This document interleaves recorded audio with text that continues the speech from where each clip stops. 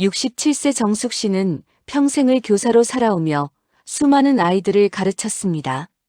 3년 전 정년 퇴직을 한 후 그녀는 도시 외곽의 작은 전원주택에서 평온한 노후를 보내고 있었습니다. 30년 전 남편의 사업이 실패했을 때도 빚더미에 앉아 막막했던 그 시절도 이제는 먼 과거의 일이 되었습니다. 아들이 결혼하고 손자까지 생기면서 정숙 씨는 마침내 자신만의 여유로운 시간을 갖게 되었다고 생각했습니다.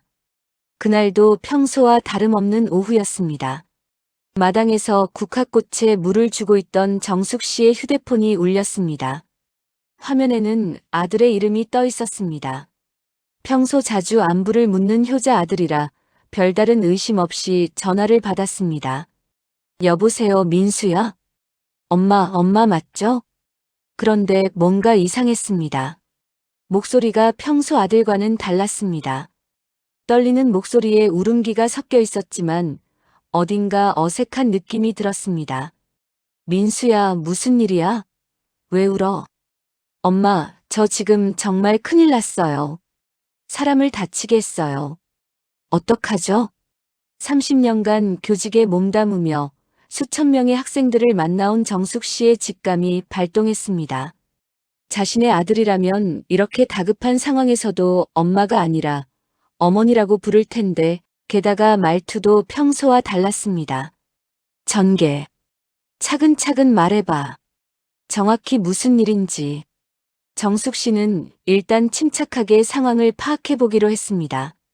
교사 시절 문제 학생들을 상대할 때처럼 차근차근 대화를 이어나갔습니다. 엄마, 제가 운전하다가 사람을 쳤어요. 그 사람이 지금 의식을 잃었다고 하는데 병원비를 당장 내지 않으면 경찰서에 신고하겠다고 해요. 그래? 그럼 우선 119부터 불러야지. 혹시 불렀어? 아니요. 상대방 가족이 와서 이미 처리했다고 하는데 그냥 병원비만 내면 조용히 넘어간다고 하네요. 정숙 씨는 더욱 의심스러워졌습니다. 교통사고가 났다면 119 신고는 기본이고 보험사 연락도 해야 하는데 그런 말은 전혀 없었습니다. 그런데 왜 아빠한테는 연락 안 하고 나한테만 전화했어? 아빠가 이런 일에 더 익숙하잖아. 그게 아빠한테 실망시켜드리기 싫어서요. 엄마가 더 이해해 주실 것 같아서. 그리고 아빠는 지금 출장 가셨잖아요. 하지만 정숙 씨는 알고 있었습니다. 남편은 어제부터 집에 있었고 오늘도 아침에 함께 아침 식사를 했거든요. 그래, 그럼 돈이 얼마나 필요한데? 1천만 원 정도요. 정말 급해요, 엄마. 1시간 안에 가져오지 않으면 경찰서에 신고한다고 해요. 1천만 원이라는 큰 금액을 이렇게 쉽게 요구하는 것도 이상했습니다. 자신의 아들이라면 이런 상황에서 먼저 미안하다고 했을 것이고 이렇게 큰 돈을 요구할 때는 더 조심스럽게 말했을 것입니다. 그래, 알겠다. 그런데 은행에 가려면 시간이 좀 걸릴 텐데 상대방한테 조금만 기다려달라고 할 수 있어? 네. 제가 말해볼게요. 잠깐만요. 전화기 너머로 웅성웅성하는 소리가 들렸습니다. 마치 여러 사람이 함께 있는 것처럼 들렸습니다. 엄마, 상대방이 은행에서 뽑아오지 말고 현금으로 준비해달라고 하네요. 이 말을 듣는 순간 정숙 씨는 확신했습니다. 이것은 분명 보이스피싱이었습니다. 현금으로? 그럼 우리 집에 있는 돈 가져가면 되겠네. 네, 맞아요. 그럼 제가 지금 집 앞으로 갈게요. 잠깐, 너 지금 어디에 있는데? 사고 현장이면 어떻게 집에 와? 그게 제 친구가 대신 가져다 주기로 했어요. 또 다른 목소리가 전화기를 받았습니다. 안녕하세요, 어머니. 저는 민수고등학교 동창입니다. 정숙 씨는 속으로 웃음이 나왔습니다. 아들의 고등학교 동창들은 모두 정숙 씨가 직접 만나본 사이였거든요. 그래요. 이름이 뭐예요? 김철수입니다. 철수야. 그런데 내가 언제부터 우리 민수랑 친해졌지? 고등학교 때는 다른 반이었잖아. 잠시 침묵이 흘렀습니다. 아, 그게. 최근에 다시 연락하게 됐어요. 정숙 씨는 이제 확실히 알았지만 계속 모르는 척 했습니다. 그래, 고마워. 그럼 돈을 어떻게 전달하면 되지? 제가 어머니 댁으로 갈게요. 주소 좀 알려주세요. 정숙 씨는 근처에 있지만 실제로는 존재하지 않는 가짜 주소를 하나 만들어서 알려주었습니다. 그리고는 일단 시간을 벌기 위해 은행에 가서 돈을 좀 더 뽑아야겠다고 말했습니다. 전화를 끊은 후 정숙 씨는 깊은 한숨을 쉬며 경찰서에 전화를 걸었습니다. 여보세요, 경찰서죠? 보이스피싱 사기를 당할 뻔했는데 신고하고 조언을 구하고 싶어요. 30분 후 경찰관 한 명이 정숙 씨의 집에 도착했습니다. 상황을 설명하자 경찰관은 감탄했습니다. 어머니께서 정말 침착하게 잘 대응하셨네요. 보통은 당황해서 돈을 보내버리는 경우가 많은데요. 제가 30년간 교사를 했거든요. 아이들 거짓말은 어느 정도 구분할 수 있어요. 하지만 솔직히 처음엔 조금 당황하기도 했어요. 경찰관은 정숙 씨에게 조언했습니다. 일단 사기꾼이 연락하면 계속 시간을 끌어보세요. 저희가 번호를 추적해서 수사해 보겠습니다. 다만 검거까지는 시간이 걸릴 수 있어요. 1시간 후 정숙 씨의 휴대폰이 다시 울렸습니다. 어머니, 주소를 찾을 수가 없는데요. 혹시 잘못 알려주신 건 아니죠? 아, 미안해. 내가 헷갈렸나 보다. 그럼 좀 더 찾기 쉬운 곳에서 만날까? 네, 빨리 해주세요. 시간이 정말 없어요. 정숙 씨는 근처 대형마트 주차장을 약속 장소로 정했습니다. 경찰관은 혹시 위험할 수 있으니 멀리서 지켜보겠다고 했습니다. 1시간 후 약속 장소에 20대로 보이는 남자가 나타났습니다. 정숙 씨와 만나자마자 그는 급하게 말했습니다. 어머니, 돈 준비하셨죠? 정말 급해요. 그런데 잠깐, 우리 민수는 지금 어디 있어? 병원에 있어요. 빨리 돈만 주세요. 그럼 민수한테 전화 한 번만 더 해볼까? 엄마 목소리 들으면 좀 안심할 텐데. 사기꾼은 당황했습니다. 지금 수술 중이라서 전화 못 받아요. 바로 그때 정숙 씨의 휴대폰이 울렸습니다.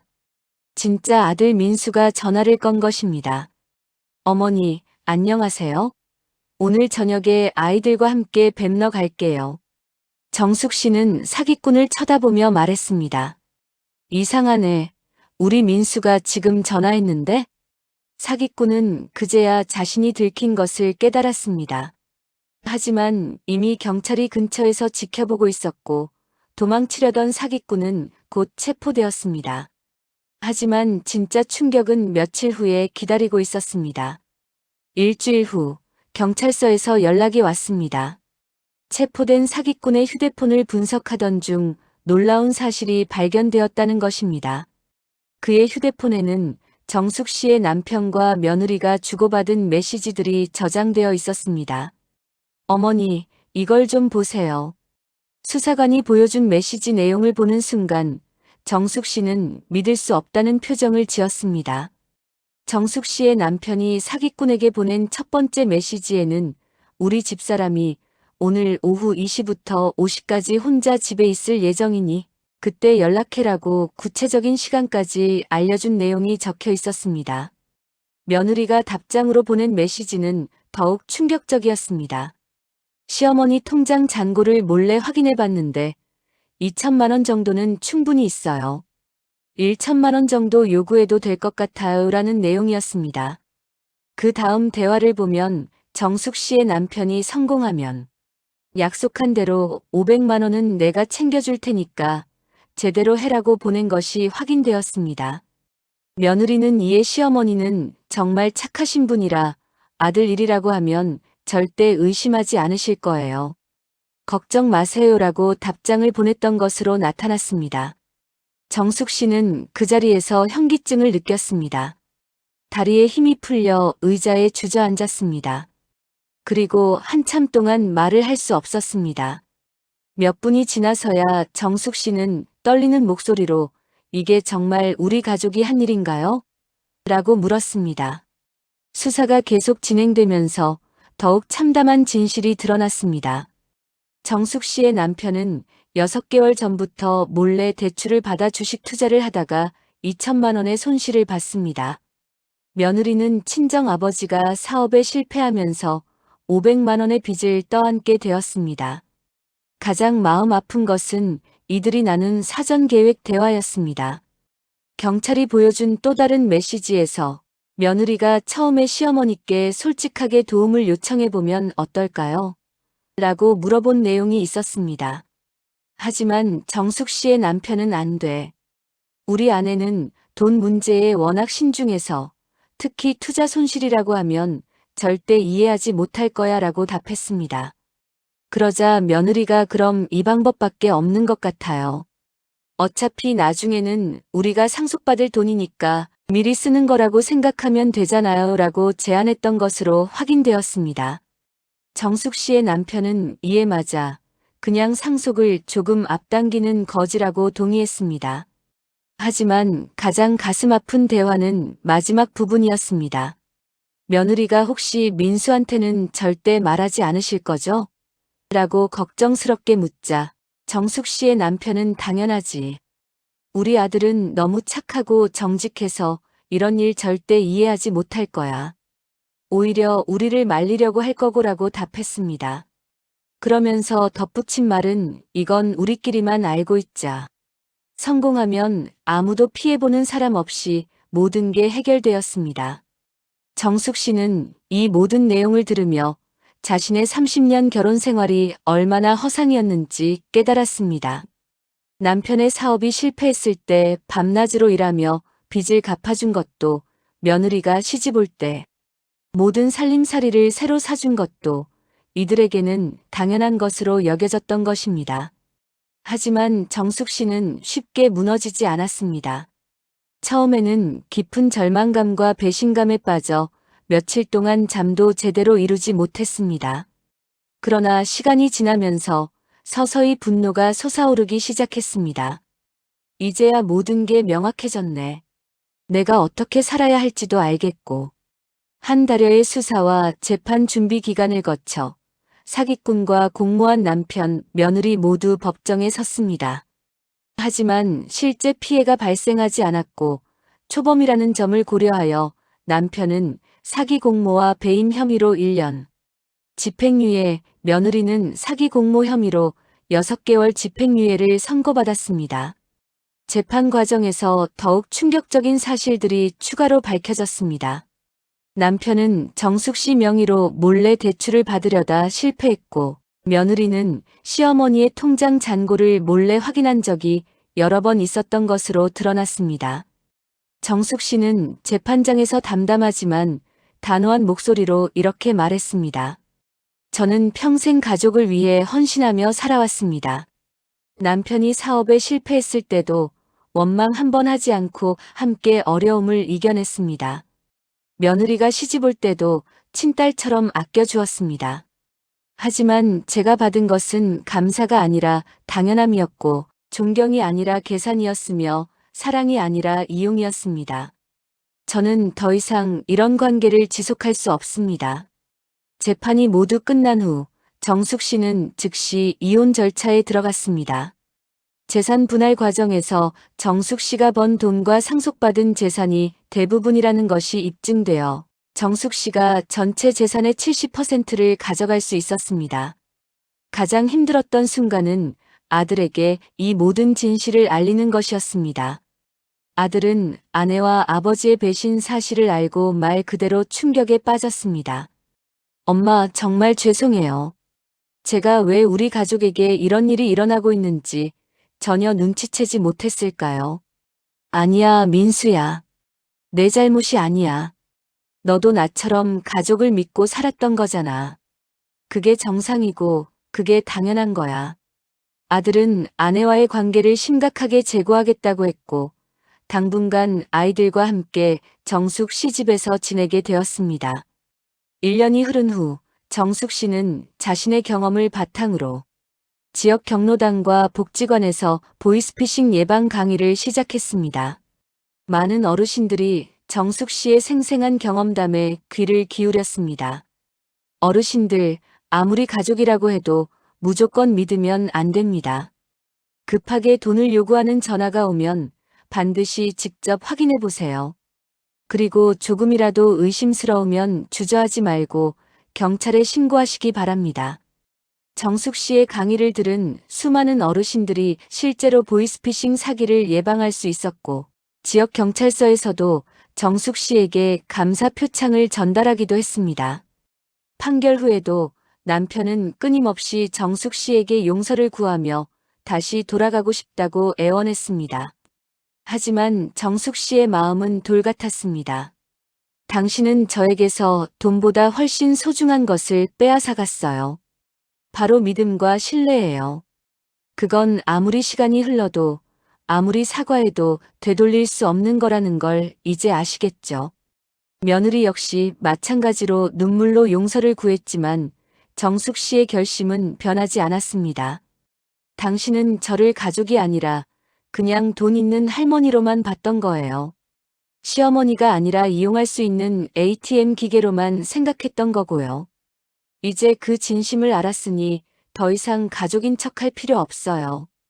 현재 정숙 씨는 아들과 손자들과 함께 진정으로 평화로운 새 삶을 살고 있습니다. 비록 깊은 상처를 겪었지만 그 과정에서 진정한 가족이 누구인지 명확히 알게 되었다고 말합니다. 저는 이제야 진짜 마음이 편안해졌어요. 저를 진심으로 사랑하고 존중하는 사람들과만 함께 살고 있거든요. 이제는 누가 저에게 계산적으로 접근하는지 바로 알아볼 수 있게 되었답니다.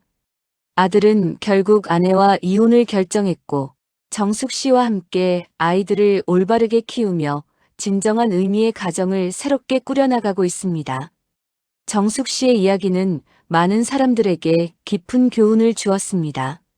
가족이라는 이름으로도 결코 용서할 수 없는 배신이 있다는 것, 그리고 진정한 사랑과 존중에는 절대 계산이 끼어들어서는 안 된다는 것을 깨닫게 해주었습니다. 결국 그릇된 마음을 품고 잘못된 선택을 한 사람들은 그에 합당한 대가를 치렀고, 정숙 씨처럼 올바른 판단과 용기 있는 결정을 한 사람에게는 진정한 평안과 행복이 찾아왔습니다. 오늘 사연은 여기까지입니다. 가족이라는 이름으로 포장된 이기심과 욕심이 얼마나 큰 상처를 남길 수 있는지, 그리고 진정한 가족의 의미가 무엇인지 다시 한번 깊이 생각해보게 되는 이야기였습니다. 한번 깨진 신뢰는 다시 회복하기 어렵다는 것, 하지만 용기 있는 선택으로 더 나은 삶을 찾을 수 있다는 희망도 함께 보여준 사연이었습니다. 다음에도 더욱 감동적이고 교훈적인 이야기로 찾아뵙겠습니다. 구독과 좋아요, 알림 설정 잊지 마세요. 감사합니다.